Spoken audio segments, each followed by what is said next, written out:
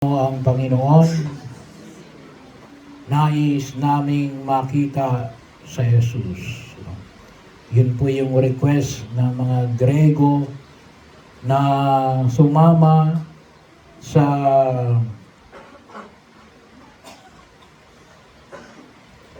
mga Hudyo para sumamba sa templo ng Jerusalem. Nais naming makita si Jesus. Napakahalaga po yung nabanggit na pagkilos, sapagkat pagkakataon na higit nating maunawaan na nawa, na makita natin si Jesus. Ngayon ay sa pamparokyang simbahan. Nakita po natin ay kung tawagin natin ay Passion Time. Lahat ng imahin ay nilalagyan ng tabing, maliban na lamang ang krus, ang Kristong nakapako sa krus. Yun ay walang tabing. Matabingan nyo sa Biyernes Santo at Sabado de Gloria. Pero bahagi na kung saan ay nagpapahayag na alin, na ito yung panahon na tayo rin ay nagninilay at tayo'y nag-aayuno at nag-aabstinensya. Tawagin po natin ito pag-aayuno ng mga mata, na makapokus lamang tayo kay Jesus. Si Jesus lamang yung ating pagtuunan ng pansin sa panahon na ito. Bahagi na kung saan ay ipinaalala sa atin ngayong lalong-lalo na kung kinakailangan ding mag-ayuno yung ating mga mata. At ang makita lamang natin ay si Jesus. Kasi kung makikita ho natin sa unang pagbasa, ano yung pinamanig sa atin sa aklat ng Propeta Jeremias? Anong sabi ni Propeta Jeremias? Israel, Judah, ay bibigyan ko kayo ng bagong tipan. Yung tipan na higit sa tipan ng pag-alis ko sa inyo sa Ehipsyo. Siguro muna magtaka tayo, bakit baga binanggit yung Israel at saka Judah? Kasi yung Judah is a province of Israel. Parang sinabi mo na Pangil at saka San Jose. Yung San Jose ay sakop din naman ng Pangil. Pero kung mapapansin po natin, kasi yung istorya, kapag sinabi natin Israel, iba't iba ho yung hugis ng Israel, depende ho, sa panahon. Iba yung biblical Israel, iba yung Israel ngayon, kasi yung biblical Israel ngayon, nahati ng alin? Israel at saka Palestine. Kapag makita natin yung mapa ng Israel. Pero lalong-lalo na, kahit na yung biblical Israel, iba-iba pa rin yung hugis niyan. Kaya binanggit dito yung alin? Israel at Judah. Kasi nung panahon na yon, nahati rin ang Israel. Nung panahon ni Haring Saul, ni Haring David, unti-unting na nagkaroon ng unified Israel kay Solomon.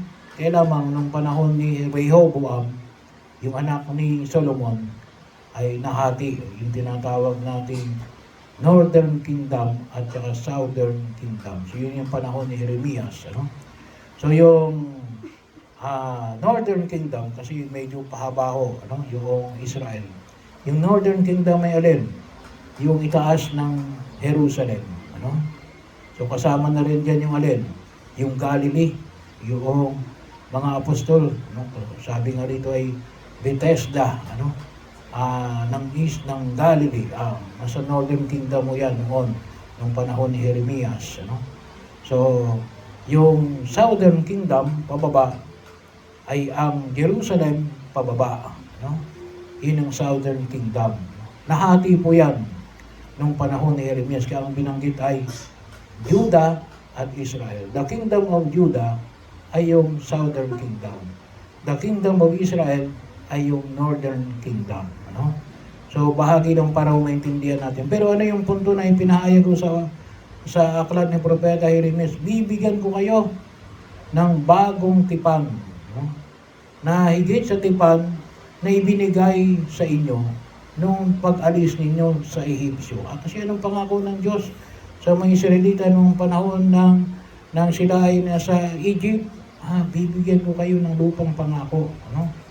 At ano yung lupang pangako na yan? Ay di yung itinuturing nating Israel. No? Yun ang tinuturing na biblical Israel. No? Na makita ho natin. Ano? Yun ang ibig sabihin ng lupang pangako. But sabi nga natin, ano? Yun ang biblical Israel. Makita natin na nagkakaiba-iba na ng mga pagkakataon sa mga nakalipas na panahon. Pero yun ang lumang tipan, ano, ng Diyos. Ano yung bagong tipan? Bibigyan tayo ng tinatawag nating buhay na walang hanggan. Ano? Yun yung ating bagong tipan. At ano yung buhay na walang hanggan? Ano? Pag sinabi natin buhay na walang hanggan, ay hindi ho place ang buhay na walang hanggan. Ano? Yan ay status. Yung sabihin, hindi mo masabi na yung buhay na walang hanggan ay isang uri ng lugar. Hindi. Isang uri ng estado. Ano? Ano yung estado? Yung estado na puno ng kaligayahan. Bakit puno ng kaligayahan? Kasi naroon si Jesus. Ano? Naroon ang Diyos. Bahagi ho. Ano?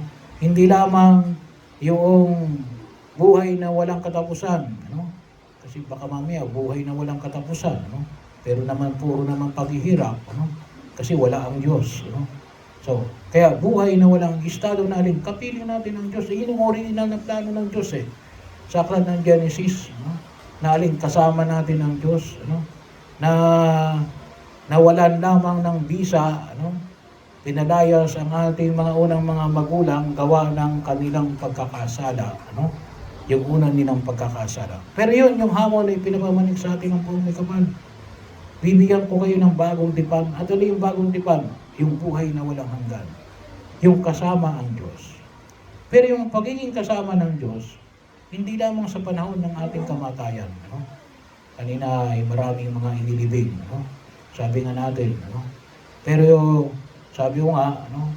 Baka mamaya sabi natin ay kung gusto natin, kung sa oras ng ating kamatayan, gusto natin makasama ang Diyos, pero nung tayo ay nabubuhay, hindi man nang tayo makadalaw, ano, sa simbahan. Ano? Paano maniniwala sa atin ang Diyos na gusto nating makita sa Jesus na hindi tayo nagdarasal? Ano? Paano maniniwala ang Diyos na hindi natin kinakausap ang Diyos, na hindi tayo nagbabasa ng banal na kasulatan? Ano? Magkakataon na kung saan ay makita ho natin hindi tayo nagmamano. Ano? Kasi kapag nagmamano sa'yo, anong sinasabi? Pagpalain ka ng Diyos. Ano? O magkakataon, ano? Sa larangan ng pagkilala ng mga pinuno ng simbahan. Ano? Kasi naroon din ang Diyos. Lalong-lalo sa banal na Eucharistia. Ano? Isang biyaya na taken for granted lamang natin bilang mga Kristiyano Katoliko. Ano? Tayo daw mga may pananampalataya na si Jesus ay narito sa gitna natin. Sa anyo ng tinapay. No? Kaya nga sabi nga natin, kapag tayo na nagdiriwang ng banal na misa, ano? Nakatagpo ba natin si Jesus? Ano? Nakatipan ba natin si Jesus? Yun ang bagong tipan. Ano? Ang pakipagtipan natin sa Diyos. Ano? Yung makatagpo natin sa Diyos. Magiging kapanipaniwala na sabi natin na, gusto natin makasama ang Diyos sa panahon ng ating kamatayan kasi naging bahagi na ng ating buhay sa daigdig na ito ang ating Diyos. Ano? Kaya tingnan niyo yung katabi ninyo. Ano? Kaya tumingin na kayo sa kanan. Napapatawan na lang kayo. Tumingin kayo sa kaliwa. Ano? Naandyan ba ang Diyos? Ano? Hanapin ninyo ang Diyos dyan. Ano? Kasi ano ang sabi sa atin? Tayo nilikha, nakawangis at larawan ng Diyos. Ano? Pagkakataon, baka iba yung hinahanap natin. Ano? Baka ang hinahanap natin yung masamang espiritu. Ano? Sabi nga, baka mamaya panaginip natin puro maligno. Hindi natin nakikita ang Diyos. Ano? Ang gusto ng Diyos alin? Kung gusto natin siyang makita, ay lalong-lalo siyang gusto niyang makita tayo. No? Makatagpo tayo lalong-lalo sa banal na Eucharistia, no? Ay isang biyaya na pinagkaloob ng pamumikawan. Kaya siya narito, no? Nagkatawang tao, naging kasama natin maliban sa kasalanan, tumanas ng kahirapan, pagkamatay sa krus, at muling pagkabuhay. Bakit? Gusto niyang tayo ay makasama, no? Kaya kung gusto natin makita sa Jesus, lalong-lalo na gusto ng Diyos na makatagpo tayo. No? Kaya maganda po yung New Testament, no? Bagong tipan, no? Tipanan. No? Nagkaroon ba tayo ng pakipagtipan sa ating Diyos? Nakatagpo ba natin ang Diyos? Ito yung bahagi yun na kung saan ay pinaalala sa atin. Kalimitan na yung hamon na pinapamani ko kalimitan. Ano? Kung talaga nakatagpo natin ang Diyos, sinasabi ko, marami siyang gustong sabihin sa atin. Marami siyang gustong ipagawa sa atin. Ano? Nais niya rin na alin, tayo maging bahagi ng pang makita din ng iba yung maliwanag na pagkilos ng Diyos sa daigdig na ito. No? At nawa yun yung makita ho natin. Ano? Kasi sana nga ay makita rin natin yung sinag na dulot ng pagkatagpo natin sa Diyos. At kung minsan hindi yung hamon, ano? Sa ating bang pagkilos, ano ba yung nakikita? Ano? At kung sa ating pagtingin sa bawat isa, sa bawat pangyayari sa ating buhay, nakakatagpo ba natin ang Diyos? At sinasabi ko sa inyo, kapag naging maliwanag sa atin na nakatagpo ang Diyos, ay maraming pagbabago ang gagawin ng Diyos sa ating buhay. Kasi yun ang gusto ng Diyos. Na kung solusin, yan ay kung tawagin na rin, langit sa lupa. Hindi niya lang ibinibigay sa atin ang langit pagkatapos ng buhay natin sa daigdig na ito. Nais niya nga rin, pakinabangan tayo, makinabang tayo sa langit dito sa lupa. Na kung tutusin na rin, ipinagkaloob na sa atin mula nung tayo ay bininyagan. At sana, lubos nating pakinabangan. Pero yun, nawang palagi natin isa-isip, nais kong makita si Jesus.